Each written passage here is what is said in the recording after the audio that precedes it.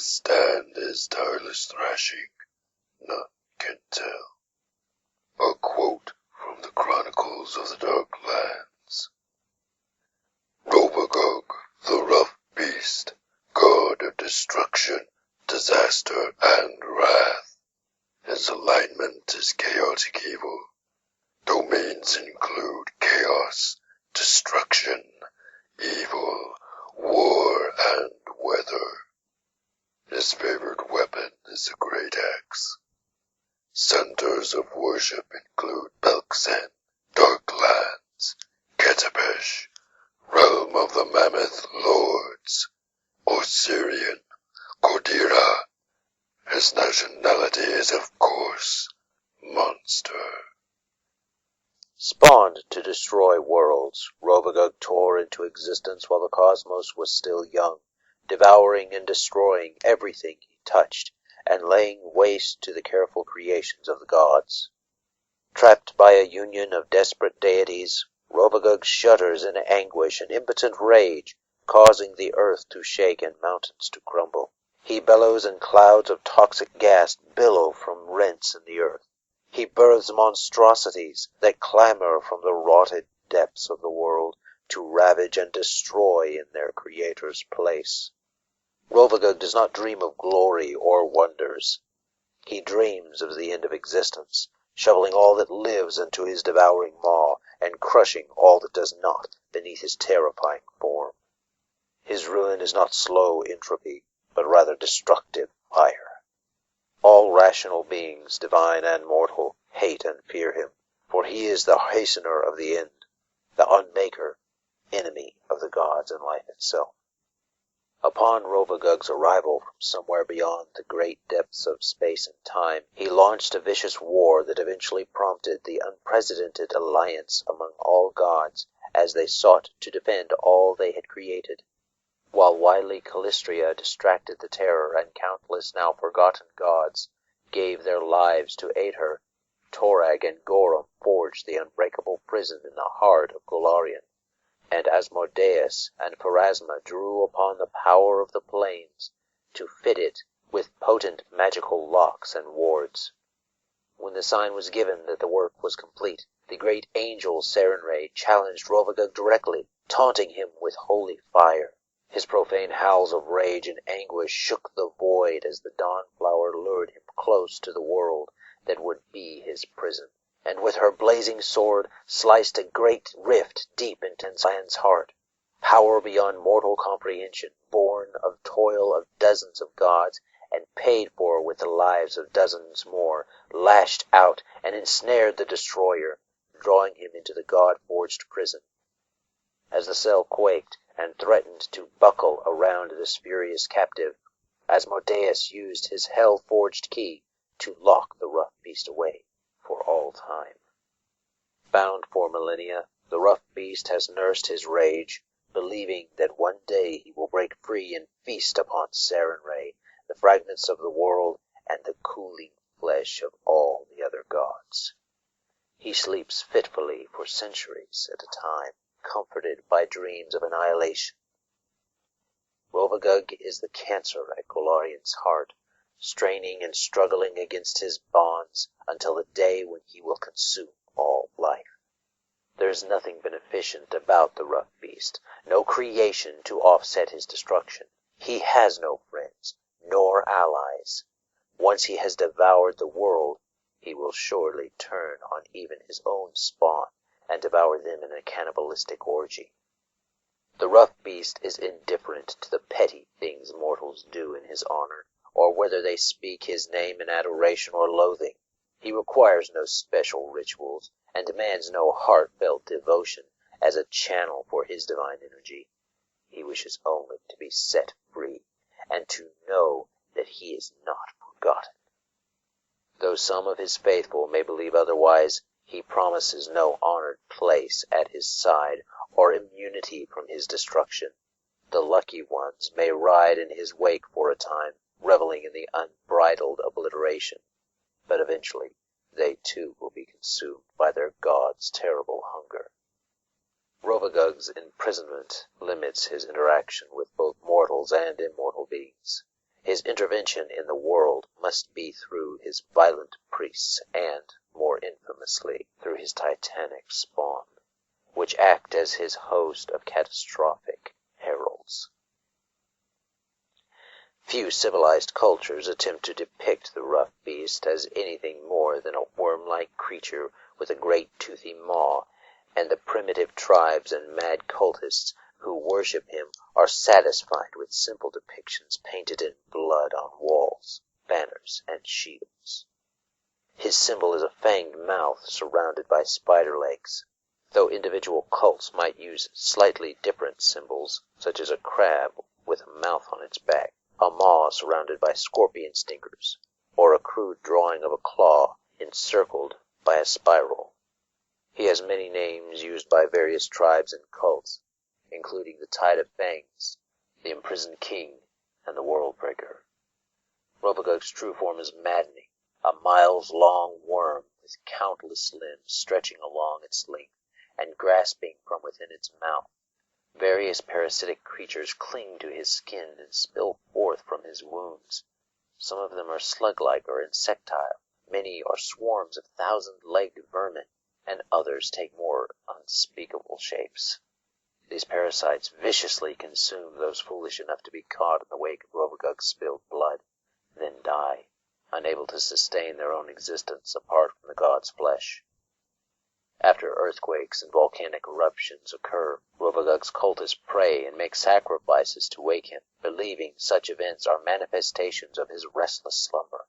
They see storms and toxic gas vents as his breath coursing up from the dark places of the world. If these things afflict the enemies of the cult, the faithful take it as a sign of their god's favor.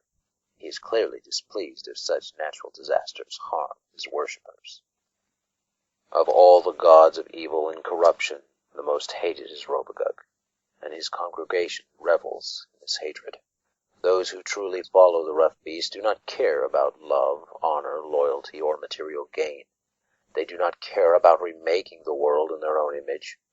The only thing they seek is utter destruction. They cannot be reasoned with, nor can they be trusted. They are almost always a little bit insane. As they worship the act of destruction with no real expectation of reward, they are generally a damaged and criminal lot, maniacs and berserkers who destroy not for personal gain, but for the thrill of the act itself.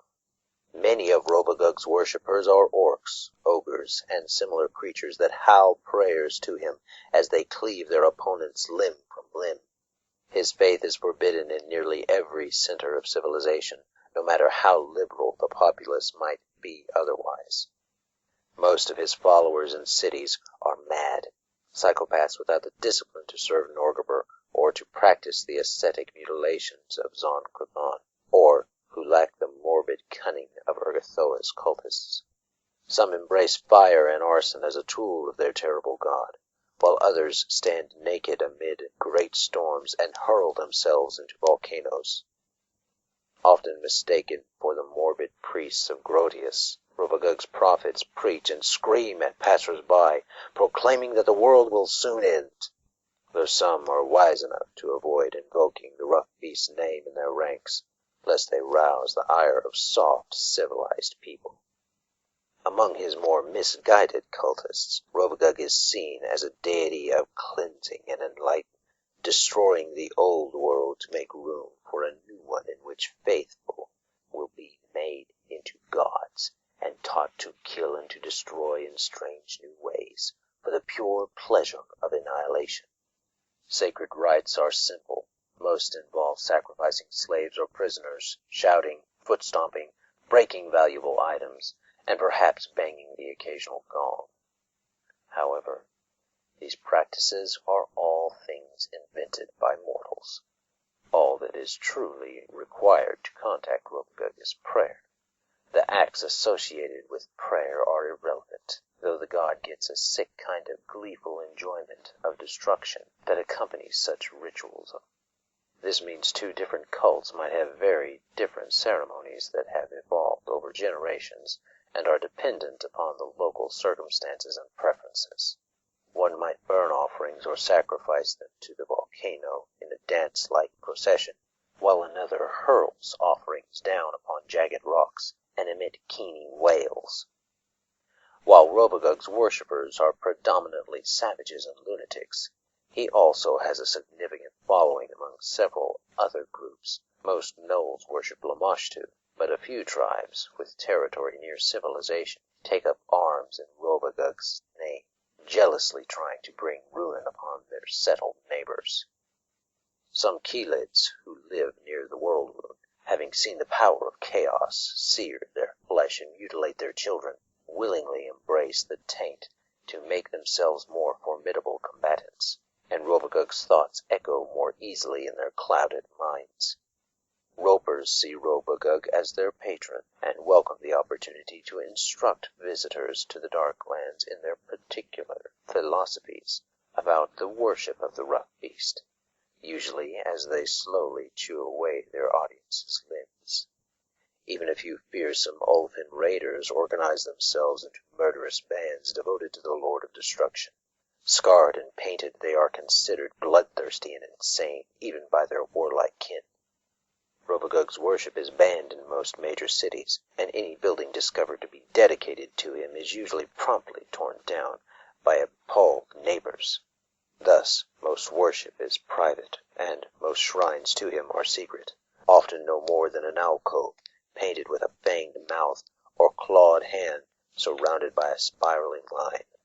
Most of his true temples are located in caves, dungeons, or fortresses held by orcs or other vicious humanoids. These temples usually hold a monster, such as a roper, a grick, or an immature purple worm, as a proxy for the god, hand-fed by the priests and used as a focus for worship.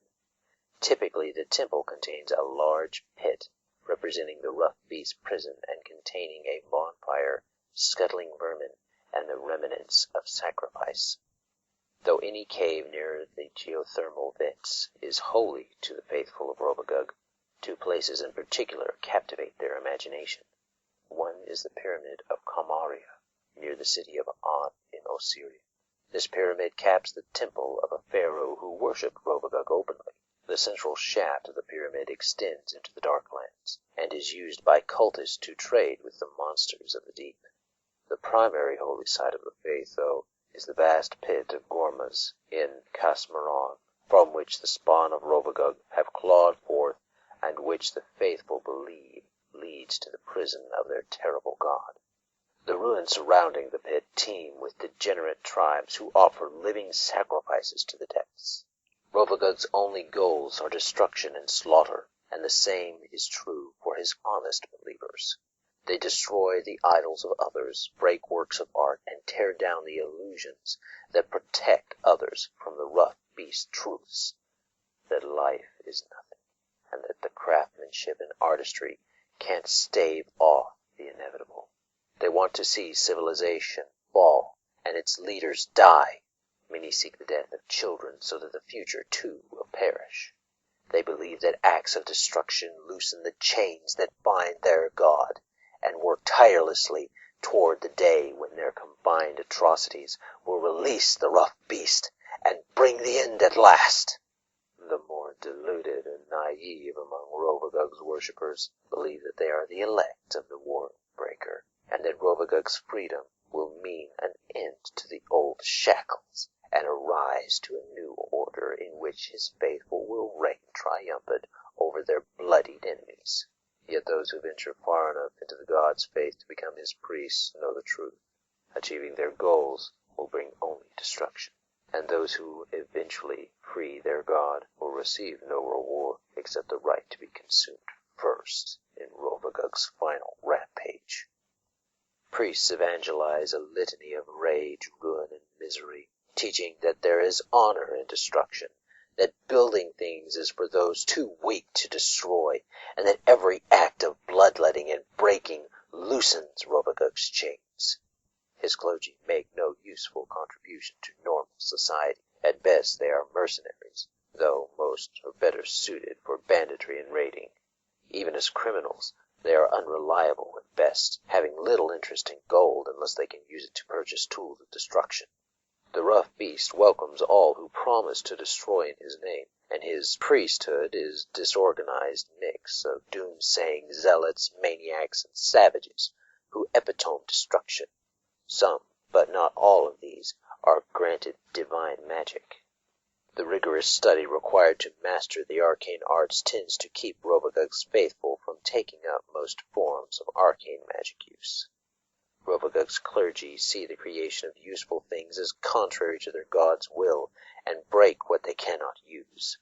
Magic scrolls are used to start bonfires, works of art are defiled, and other items are sacrificed to the pit or the flame. The spiritual leaders of a cult or tribe sworn to Robagog see building and crafting as fit only for slaves, and rely on raiding others for usable weapons and armor. Thus, they are responsible for the slow decline and degradation of their people's wealth and welfare. Outnumbered or suicidal priests have been known to break an enemy's weapons and armor as a last act of defiance, and most would rather see a fine suit of mithril chainmail broken into a component's links than profane themselves by wearing it, believing finely crafted things to be an affront to their god. Occasionally, after scratching or marring such items, they may ask Rovagug's permission to use these tools to better destroy their enemies.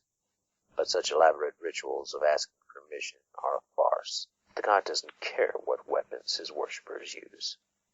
Cult leaders are usually strong-willed and physically tough individuals, and their hierarchies are based solely on physical strength and ruthlessness. Among orcs, a tribal leader might nominally be a priest of Robagog, though most tribes traditionally have a martial leader with a spiritual advisor. Challenges are common, and while the victor may spare the loser to humiliate him further, the loser is most often sacrificed to gain Robagog's favor. If the monstrous proxy of a cult cell or tribe is an intelligent, powerful creature, it may be the power behind the throne, a rival to the chief, or even the leader of the group after making a successful challenge. On a typical day, a priest hunts in the name of her crazed lord, alone or at the head of their ravaging tribe, hoping to find some living thing to kill or crafted items to ceremonially destroy. A zealous priest can whip the faithful into a destructive frenzy, ignoring hunger and overwhelming odds to bring glory and freedom to their monstrous god. Caring for little more than destruction, priests focus their skills on how to intimidate and physically dominate their enemies. The anti-paladins of Rovagug seek their master's great awakening and bend all their efforts toward the eventual decay of the prison that holds their god. Their code is simple, brutal, and direct, and its tenets include the following adages. All things must be destroyed, but the tools of destruction shall be destroyed last. The beautiful die first. Their loss wreaks havoc in the hearts of those who love. All is vanity before the tide of destruction. The world is a lie. The only truth is oblivion, born of storm and horror. Torture is needless delay. I give the gift of a quick death. I will die standing. Those vicious adventurers who truly follow the footsteps of the rough beast do not care about love, honor, loyalty, or material gain. They may be scouts for orc warbands, lunatics seeking hidden knowledge about how to free Rovagug, or fighters so damaged by what they've seen and done in battle that all that's left for them is the nihilism of destruction. Whatever their backgrounds may be, they don't care about remaking their world and their image. The only thing they seek is utter destruction. The particulars of Robagog's worship may vary from region to region. Even his holy symbol can change slightly. Priests usually dress in shaggy coats dyed in strange colors. The more unusual the source of the hide, the better.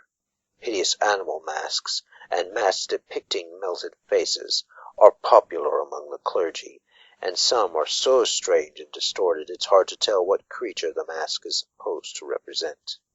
Priests in particularly successful tribes possess a variety of masks for different purposes, such as those worn when blessing the tribe for an upcoming battle, those designed to bring good luck for a hunt, or those donned when sacrificing a living creature. Rovagug's chaotic and constantly warring followers do not agree on a single holy text, and many tribes prefer to pass down their particular beliefs and teachings in stories and songs. Noted here are two such unholy writings, used by sizable cults of the World Breaker, though hundreds of other such texts are likely to exist. Cycle of the Beast. For the past 20 years, a resident of Havenguard Asylum in Caliphas, the insane prophet Chalmus Call has scrawled these rambling passages, harkening back to the myths of Robagog and his terrible spawn. They make a dubious but impassioned claim that all creation causes destruction, and all the multiverse tends toward annihilation. Both worshippers of Robagog and a small number of scholars find Call's observations shockingly insightful, and transcriptions are widely popular among them, though the madman has not been granted visitors for many years. The Red Mark of Zore. Known among many orc tribes, this mark looks like little more than a spiraling symbol of Robagog with its legs randomly twisted. While the image itself holds no mystical power, the superstitious among Rovagug's worshippers claim looking at it draws the rough beast's ire down upon the viewer, cursing the viewer as bad luck, or marking her for impending consumption by hungry beasts. Although the harvest month of Rova is named for Rovagug, during which the mowing of wide swaths of cropland mirrors the destruction the rough beast would bring to the entire world, he is in no way a harvest or fertility deity, and common folk do not invoke his name as part of their work.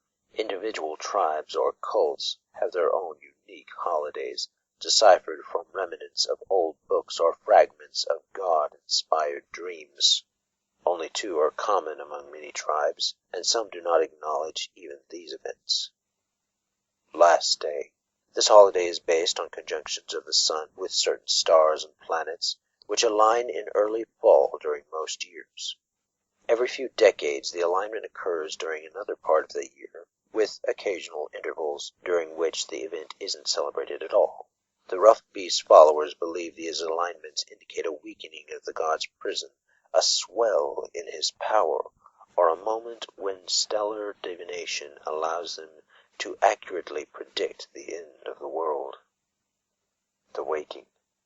When the Starstone crashed into Golarion, the force of the impact jostled Rovagug in his prison, rousing him from centuries of hibernation, overwhelmed by the equivalent of a massive telepathic roar from the rough beast.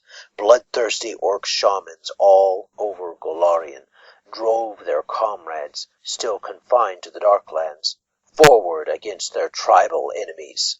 The orcs commemorate this event annually with a ceremony of the Waking, usually held in early spring. They don't know the exact day, month, or year when Starfall occurred, and tribes are known to war over their beliefs as to the correct date. The tribes have become superstitious about the holiday, believing Rovagug will abandon them or go back to sleep if they do not offer him the correct prayers or sacrifices. With no civilized religion, no standard holy book, and worshippers who consist mostly of off-battling rival tribes, Rovagug's faith has no set adages. Most saying among his cult are joyous exclamations uttered at enemy's injury or death, or wary curses hissed when a necessary item breaks. Still, a few invocations are popular among Rovagug's followers. The end is now. This battle cry derives from the belief that, since the rough beast's imprisonment, Golarion has been slowly sickening and dying. This declaration is a favorite of maniacal savages and mad doomsayers, proselytizing the inevitable coming of the end times. I am what gods fear. A dramatic exaggeration savored by warriors who serve Robagog, this boast evokes the divine battles once fought between the other deities and the rough beast. Tales abound of the monstrous deity's most notorious followers shouting this unlikely battle cry in the midst of combat, believing themselves to be Rovagug's favorite champions. The deities responsible for Rovagug's imprisonment lack the ability to destroy him. They are forced to settle for binding him, and all fear what would happen should he throw off his chain. Caden Kaleen, Milani, Xiphus, and other gods too young to have played a role in his fettering either heeded other elder deities' warnings about Robagog, or reached the same conclusions after visiting the edge of his prison. Rovagug's greatest hatred is reserved for Sarenrae, for it was she who dared to strike him, and her fiery sword that drove him into the oubliette. He has sworn that when he is free, he will tear her apart and feast on her still living remains, and only then return to his task of sundering the world.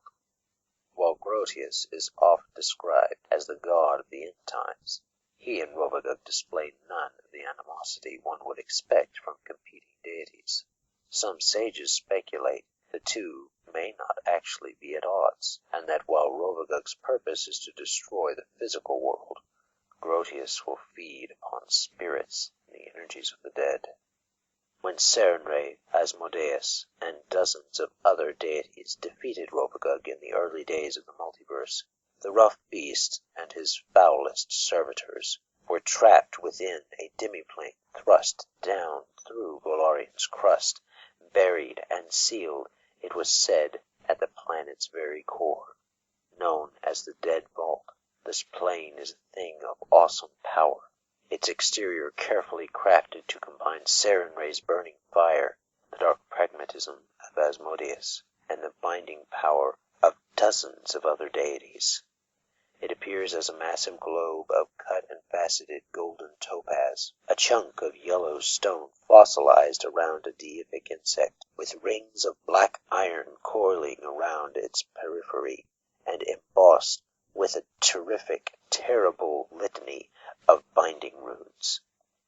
Any person attempting to physically reach the demiplane's exterior experiences a strange warping of space that pushes the offending party away from the apparent physical boundary. Rarely such an attempt may be successful, though the only reward for such perseverance is for the vault to swallow the intruders whole, trapping them inside as well. Despite their majesty, the seals that hold Rovagug were crafted in haste, and at the time of their construction the gods did not fully yet understand the true nature and full scope of Rovagug's abilities. Thus, like a great sieve, the barriers blocking Rovagug's escape cannot fully prevent the gods' influence from leaking out into the surrounding darklands. This escaped energy builds up until it manages to find a creature to infuse, twisting and corrupting the unfortunate victim, or eager cultist, into a horrific monstrosity, and sending the new child of the god out to wreak havoc. Unlike other deities, Robagog does not have a single herald. Rather, an entire host of extraordinarily rare but catastrophically destructive beasts, known as the spawn of Robagog, serve as his ruinous emissaries, as well as a strange and unique Quiputh and other planar allies. In addition to the Thognorok Quiputh, the following creatures can be summoned only by worshippers of the rough beast. Galulab Da, a unique outsider. Some say Galulab Da was an angel, or perhaps a whole host of angels, who stood among Sarenrae's army and were sacrificed when she imprisoned Robagog, locked within the mad god's prison. Galulab Da seems to be in a constant state of insane rage, prone to attacking anything near it, even allies, as if under the effects of a confusion spell. This horrifying amalgam of broken wings and melted steel resembles, and has all the abilities, of a glibbering mouther. Lore passed mostly by word of mouth among priests who survived summoning it recommends simply conjuring it in the midst of enemies, as attempts to bargain with it prove fatal. Despite its apparent madness, it recognizes the symbol of Sarenrae and preferentially attacks her followers before any many others. Spawn of Rovagug. Rovagug doesn't have a herald like other gods. Instead, over the ages, the rough beast has gradually vomited forth a horde of titanic monstrosities that embody his unrestrained disaster and destruction. Though these beasts cannot be summoned with Planar ally or other such spells that allow the faithful to call the heralds of other gods, it is whispered that strange and elaborate rituals exist that can attract their attention or wake them from millennia-old hibernation. Among Rovagug's spawn are such creatures as the Ulanot, who crawled from the pit of Gormas, and whose shell still stands in Sothis. The Armageddon engine, better known as the Terrarask, the destructive Zotani, the Firebleeder, Kothogos, who terrorized Vudra, the dreaded burrower Kumnosit, the Monarch Worm, and the flying terror Volnagur, the Endsinger. Thankfully, the emergence of the spawn of Robagog is rare to an extreme.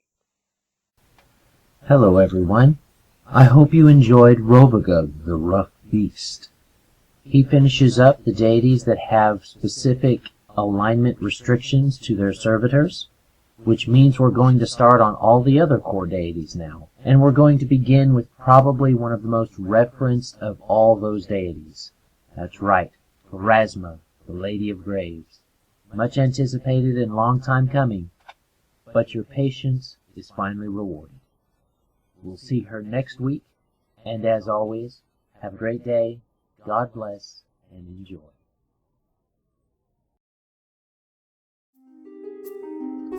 This content was made possible by travelers and viewers like you. Thank you.